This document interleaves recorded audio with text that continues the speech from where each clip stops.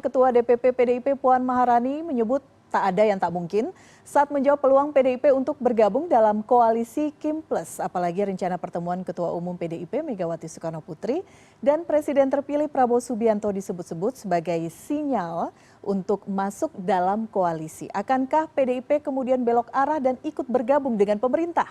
Kita akan diskusikan dengan politisi PDI Perjuangan Andreas Hugo Pereira dan Direktur Eksekutif Carta Politika Yunarto Wijaya. Selamat sore Bang Andreas, Mas Yunarto. Selamat sore Mbak Elvira, Bang Andre. Baik, Bang Andreas sudah bergabung bersama kami? Oke. Bang Andreas, sinyal PDIP masuk koalisi ini tampaknya pekan-pekan ini semakin menguat. Kapan pertemuan Megawati dan Prabowo akan segera dilihat oleh publik? Ya, kalau pertemuan sih memang ya di dalam partai, di pembicaraan bahwa kemungkinan itu ada. Ya setelah Ibu kembali dari kunjungan ke beberapa negara di luar negeri, tapi sampai sekarang kepastian tanggalnya itu belum terdengar gitu.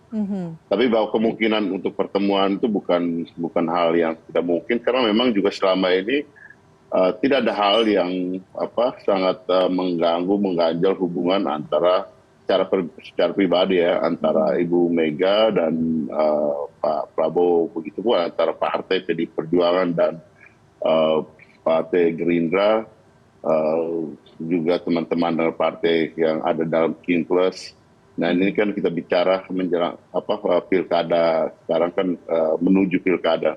Dan setelah keputusan Mahkamah Konstitusi itu banyak kerjasama yang dilakukan di tingkat kabupaten, provinsi dan kabupaten kota. Saya kira kurang lebih dari 100 daerah itu antara PDI Perjuangan dan Gerindra kita melakukan kerjasama untuk bersama-sama memenangkan pilkada ini gitu. Jadi secara organisasional maupun secara pribadi antar pimpinan tidak ada kendala untuk berkomunikasi. Oke, Bang Andreas, tadi ya tanggalnya belum terdengar kapan akan dilakukan pertemuan, artinya memang undangannya dari pihak presiden terpilih memang belum sounding tanggalnya, atau memang ada hambatan waktu, atau ada kesepakatan yang belum ketok palu? Ya kalau untuk pertemuan kan tentu pasti perlu ada ya tanggal yang cocok, waktu yang cocok, juga tempatnya. Saya kira ya itu memang teknis tapi perlu diatur gitu, sehingga nanti kemudian terjadi pertemuan seperti itu gitu.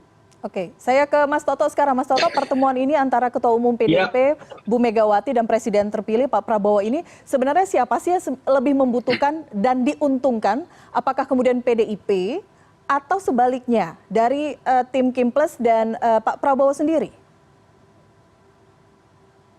Saya sih melihatnya masih dalam konteks yang bisa kita lihat adalah pertemuan ini adalah hubungan baik antar dua pribadi ya, Pak Prabowo dengan Ibu Mega. Belum bisa kita langsung maknai ini langsung mewakili sebuah positioning politik yang mungkin saja dianggap bisa berubah. Katakanlah sekarang orang menganggap PDI Perjuangan sudah mengambil sikap sebagai oposisi, dan pertemuan kemudian langsung bisa diartikan sinyal untuk masuk kepada pemerintahan Prabowo Gibran. Karena pertama, menurut saya ketika berbicara Ibu Mega, saya meyakini keputusan pun akan diambil pasti setelah dari pelantikan Prabowo Gibran. Karakter Ibu Mega ini cenderung tidak ingin melampaui ya ketika proses prosedurnya belum terlewati.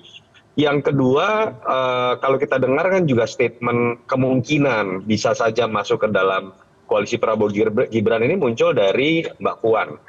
Mbak Puan kalau kita baca dari timeline awal memang cenderung lebih moderat dan cenderung lebih kompromistis. Tapi kan kita tahu juga pengambilan keputusan yang sifatnya strategis seperti ini masih menunggu Ibu Mega. Dan menurut saya tidak serta-merta statement dari Mbak Puan bisa diartikan bahwa itu sepenuhnya akan menjadi sikap partai.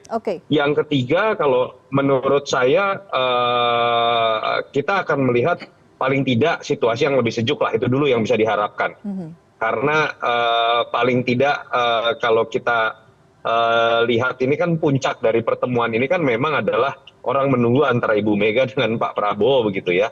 Dan akhirnya kan terjawab betul bahwa di antara mereka tidak ada sesuatu yang mengganjal. Tetapi kalau pertanyaannya adalah untuk masuk ke dalam koalisi Prabowo Gibran atau masuk ke dalam barisan kabinet masih ada yang mengganjal, menurut saya tentu saja masih ada. Karena biar bagaimanapun kita tahu sulit untuk menganggap bahwa pemerintahan Prabowo ini tidak terkait dengan Jokowi ataupun Mas Gibran kan adalah wapres terpilih. Di situ juga kalau kita jujur melihat apakah Kim Plus merasa nyaman dengan masuknya PDI Perjuangan? Saya kok yakin tidak ya. Karena ketika ada masuk PDI Perjuangan, jatah partai berkurang lagi loh yang sudah terlebih dahulu mendukung dari partai-partai Kim Plus. Jadi kalau saya masih melihat kita baru bisa memaknai ini dalam konteks hubungan pribadi antara Ibu Mega dengan Pak Prabowo, tapi masih jauh untuk bisa disimpulkan dari sebuah keputusan PDI Perjuangan untuk masuk ke dalam pemerintahan Prabowo Gibran. Oke, jadi Mas Toto mengatakan Kim Plus belum tentu nyaman dengan masuk PDIP, tapi PDIP merasa nyaman tidak sih jika diajak masuk ke dalam koalisi? Ya, pertama soal ada di dalam kabinet itu kita harus ya menghormati hak prerogatif yang dimiliki oleh Presiden, dan hak prerogatif ini menyangkut ya keputusan yang diberikan oleh rakyat di dalam proses pilpres kemarin gitu. Dan saya kira hal seperti itu menjadi penting untuk PDI Perjuangan. Kita menunjukkan kepada rakyat bagaimana posisi partai ini ketika di dalam proses pilpres, kemudian setelah pemilihan presiden gitu. Kemudian yang berikut ya soal ada di dalam kabinet atau di luar kabinet itu tentu kalau buat dalam pengalaman ya di PDI Perjuangan itu suatu sikap yang biasanya itu diputuskan melalui setelah diputuskan melalui suatu pertemuan resmi partai, yaitu di Kongres gitu. Dan itu Kongres itu baru terjadi pada tahun depan nanti gitu.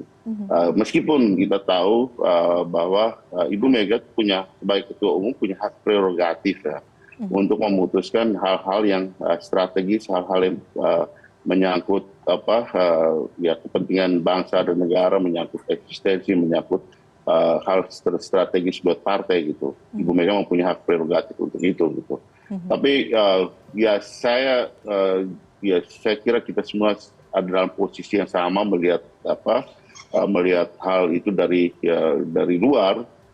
Tapi dalam pengalaman yang saya tahu, saya kira itu akan melalui suatu ya peristiwa seperti Kongres atau hal penting yang ya kemudian menjadi dasar untuk membuat keputusan seperti itu. Baik, jadi pernyataan-pernyataan seperti disampaikan Mbak Puan, tidak ada yang tidak mungkin, itu bukan merupakan sinyal-sinyal terbuka untuk ajakan koalisi, atau ini bentuk seperti apa? Memang PDIP dalam posisi wait and see? Ya kalau ya bukan tipe juga buat partai seperti PDI Perjuangan itu meminta datang dan untuk kemudian meminta kursi untuk ada di dalam kabinet. Saya kira itu bukan karakter PDI Perjuangan, bukan karakter politisi senior seperti Ibu Mega yang kita lihat lebih sebagai negarawan yang menghormati proses politik, konstitusi dan demokrasi yang harus kita jaga di Republik ini. Kenapa? Karena ya menjadi partai pengimbang itu juga suatu posisi yang terhormat gitu untuk mengawal proses demokrasi yang terjadi di Republik ini gitu.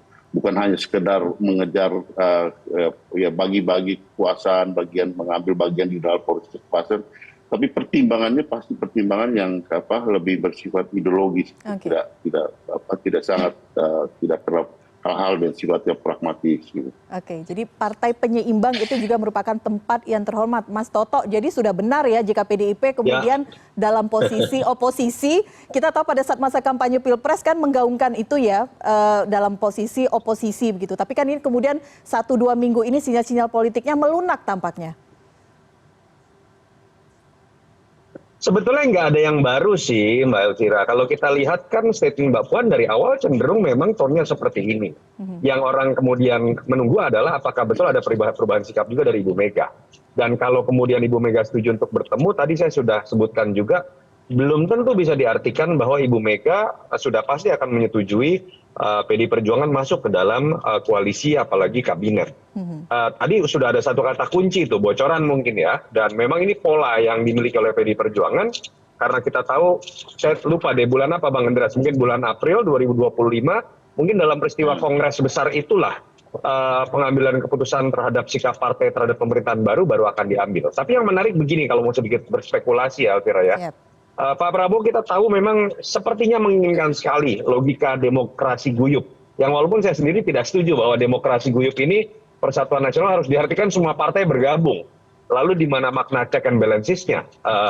Tetapi bukan tidak mungkin bahwa dalam konteks menjembatani keinginan Pak Prabowo mengajak PDI Perjuangan, mungkin saja nanti akan ada kader PDI Perjuangan yang akan ada di kabinet, walaupun mungkin terjemahannya adalah lebih karena aspek profesionalitas, bukan dalam konteks perwakilan partai. Kalau mau dicoba dispekulasikan juga, ya sosok-sosok yang memang memiliki kedekatan hubungan dengan Pak Prabowo. Di situ ada Budi Gunawan, ada Pramono Anung, tapi Pramono Anung kan kita tahu sedang maju di Pilgub, sudah mengambil keputusan sendiri.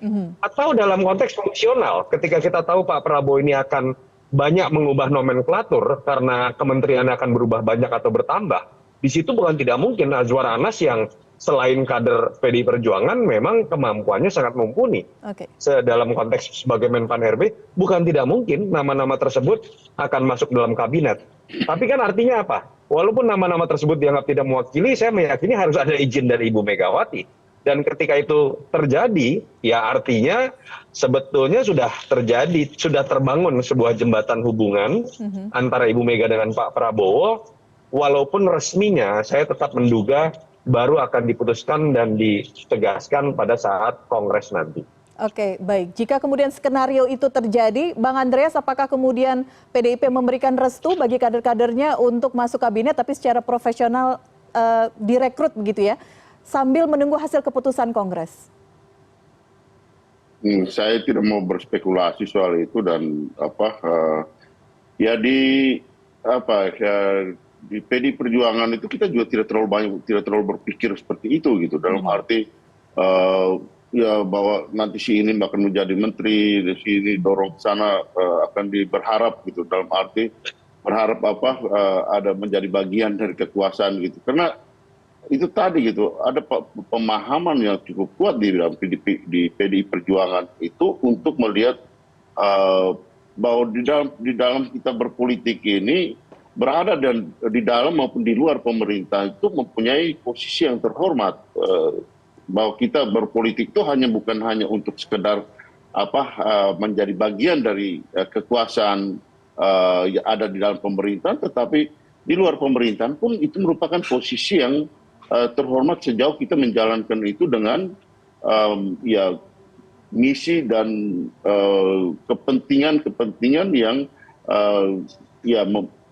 didasari oleh misi perjuangan. Ya kalau di partai kita selalu katakan bahwa ini perjuangan ideologis dari partai gitu. Jadi itu bukan merupakan sesuatu yang menjadi obsesi berlebihan buat kader-kader PDI Perjuangan melihat proses politik yang sekarang berlangsung gitu. Oke, 2 kali saya melihat ataupun mendengar Bang Andreas mengatakan berada di luar pemerintahan adalah posisi terhormat. Kita lihat seperti apa nanti langkah dan kalkulasi selanjutnya dari PDIP.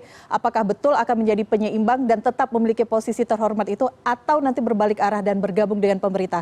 Bang Andreas, terima kasih sudah berbincang bersama kami. Mas Yunarto, terima kasih sudah berbincang bersama kami di CNN Indonesia Newsroom. Selamat sore, salam sehat selalu. Sore, Bang Andreas. Oke. Tato.